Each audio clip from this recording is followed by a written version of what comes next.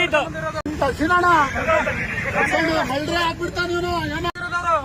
ನೀನೇ ಹೊಡೆದಿದ್ದು. ಹೊಡೆದಿ ಪಾಪ ಅವನಿಗೆ ಬೀಳ್ಸಿದ್ದು. ನಮಸ್ಕಾರ, ಹೇಗಿದ್ದೀರಾ ಎಲ್ರು? ಇದೇ 2 ವರ್ಷದ ಕೆಳಗೆ ಸಂಚಾರಿ ಪೊಲೀಸರು ವಾಹನ ತಪಾಸಣೆ ಮಾಡೋ ವೇಳೆ ಬೈಕ್ ಸವಾರ ಆಯತಪ್ಪಿ ಬಿದ್ದು ಸ್ಥಳದಲ್ಲೇ ಸಾವನ್ನಪ್ಪಿರ್ತಾನೆ. ಆ ಸಮಯದಲ್ಲಿ ಸಿಟ್ಟಿಗೆದ್ದಂತಹ ಜನ ಪೊಲೀಸರ ಮೇಲೆ ಹಲ್ಲೆ ನಡೆಸಿ ಪೊಲೀಸರ ವಾಹನಗಳನ್ನೆಲ್ಲ ನಜ್ಜುಗುಜ್ಜು ಮಾಡಿರ್ತಾರೆ.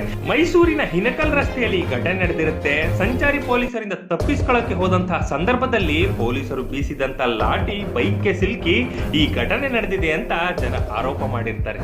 ಇದು ಒಂದೇ ಘಟನೆಯಲ್ಲ, ಇದೇ ರೀತಿ ಸಾಕಷ್ಟು ಘಟನೆಗಳು ನಡೆದಿವೆ. ಆದ್ರೆ ಈ ತರ ಘಟನೆಗಳು ನಡೆದಾಗ ಪೊಲೀಸರು ಸ್ವಲ್ಪ ದಿನ ದಂಡ ವಸೂಲಿ ಮಾಡೋದನ್ನ ನಿಲ್ಸಿರ್ತಾರೆ. ಕಮಿಷನರ್ ಯಾವುದೇ ಪೊಲೀಸರು ರಸ್ತೆಗಳಲ್ಲಿ ದಂಡ ಹಾಕಬಾರ್ದು ಅಂತ ಹೇಳಿಕೆಗಳನ್ನು ಕೊಡ್ತಾರೆ. ಸಿಟಿಗಳಲ್ಲಿ ಸಾಕಷ್ಟು ಕ್ಯಾಮೆರಾಗಳನ್ನು ಅಳವಡಿಸಲಾಗಿದೆ, ಆದ್ರೂ ಕೂಡ ಪದೇ ಪದೇ ಇದೇ ರೀತಿ ಘಟನೆಗಳು ನಡೀತಾ ಇದ್ದಾವೆ. ಇದರಿಂದ ಸಾಕಷ್ಟು ಅಮಾಯಕರು ಅವರ ಜೀವಗಳನ್ನು ಕಳ್ಕೊಂಡಿದ್ದಾರೆ. ಇದೇ ರೀತಿಯ ಮತ್ತೊಂದು ಘಟನೆ ನಡೆದಿದೆ. ಬೈಕ್ ನಲ್ಲಿ ಹೋಗ್ತಿದ್ದಂತ ಸವಾರನನ್ನ ಹಿಡಿಯಲು ಹೋಗಿ ಆತ ಬಿದ್ದು ಗಂಭೀರವಾಗಿ ಗಾಯಗೊಂಡಿರುವಂತಹ ಘಟನೆ ಶಿವಮೊಗ್ಗದಲ್ಲಿ ನಡೆದಿದೆ.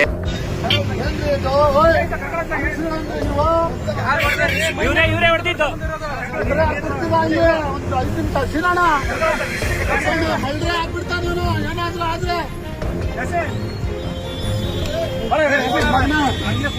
ಜೀವ ಅಂತ ಏನ್ ಅನ್ಕೊಂಡೇರ? ನೀನೇ ಹೊಡೆದಿದ್ದು.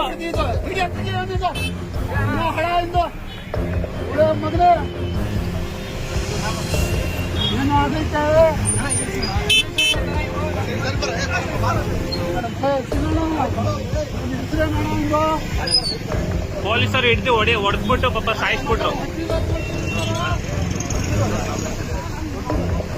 ಹೊಡೆದಿ ಪಾಪ ಅವನಿಗೆ ಬೀಳ್ಸಿದ್ದು.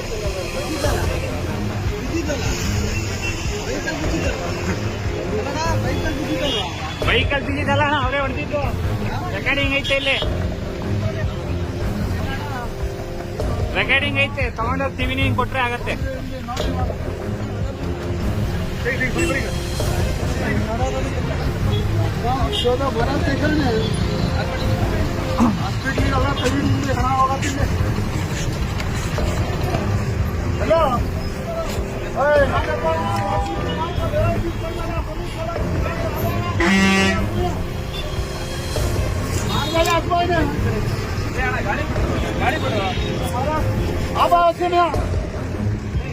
बुलाया छगरदान बुला.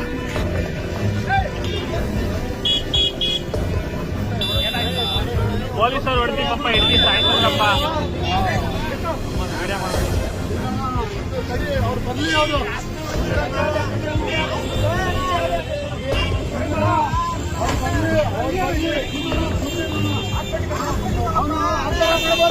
ಏನಾದ್ರು ಮಾಡಿದ್ರೆ ಸಕ್ತಿಲ್ಲ. ನೀವು ಅವ್ನು ಮಾಡಿರೋದು ಕಲ್ಯಾಣ ಬುಲಾರೆ ಉಂಟು ಅಪ್ಪ ಬೈಕು ಬುಲಾರೆ.